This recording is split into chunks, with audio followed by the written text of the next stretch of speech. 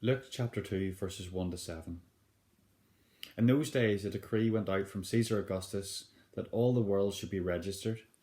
This was the first registration when Quirinius was governor of Syria, and all went to be registered, each to his own town.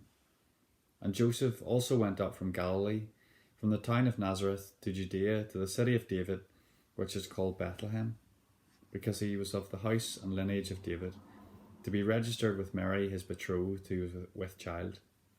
And while they were there, the time came for her to give birth. And she gave birth to her firstborn son, and wrapped him in swaddling cloths, and laid him in a manger, because there was no place for them in the inn. I'm picturing the final round of the game show Pointless. The topic, the nativity story. The question, any person named in the gospel accounts of that first Christmas. I'm not sure if Caesar Augustus would be a pointless answer, but he surely wouldn't be far away. He's certainly not one of the big names. Jesus, Mary, Joseph, the shepherds, the angels, the innkeeper. I certainly don't remember anybody being cast as Caesar Augustus in the school nativity play. But if we step back in history 2,000 years, Caesar Augustus was probably the most powerful figure in the known world. The head of the Roman Empire, the very first emperor of Rome, in fact. The top man, the man the month of August is named after. One historian writes, Augustus led Rome's transformation from republic to empire. He shrewdly combined military might, institution building, and lawmaking to become Rome's sole ruler, laying the foundations of an empire that lasted in various forms for nearly 1,500 years.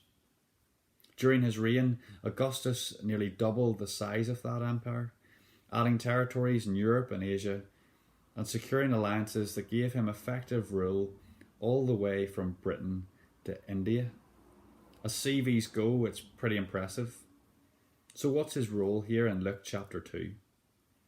We're told he issues a decree that everyone in the Roman Empire is to be registered in their hometown. The purpose of this was basically for collecting taxes and military registration.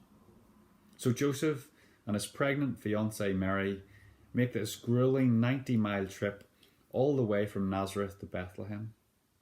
And while they were there, verse 6 says, the time came for her to give birth. Why was Jesus born in Bethlehem then? Was it because Caesar Augustus just happened to order a census at the time when Mary was 9 months pregnant? Does it matter even where Jesus was born? Let me reread the verses Miles read for us from Micah chapter 5 on Monday. But you, O Bethlehem, Ephrathah, who are too little to be among the clans of Judah, from you shall come forth for me one who is to be ruler in Israel, whose coming forth is from of old, from ancient days. And he shall stand and shepherd his flock in the strength of the Lord, in the majesty of the name of the Lord his God.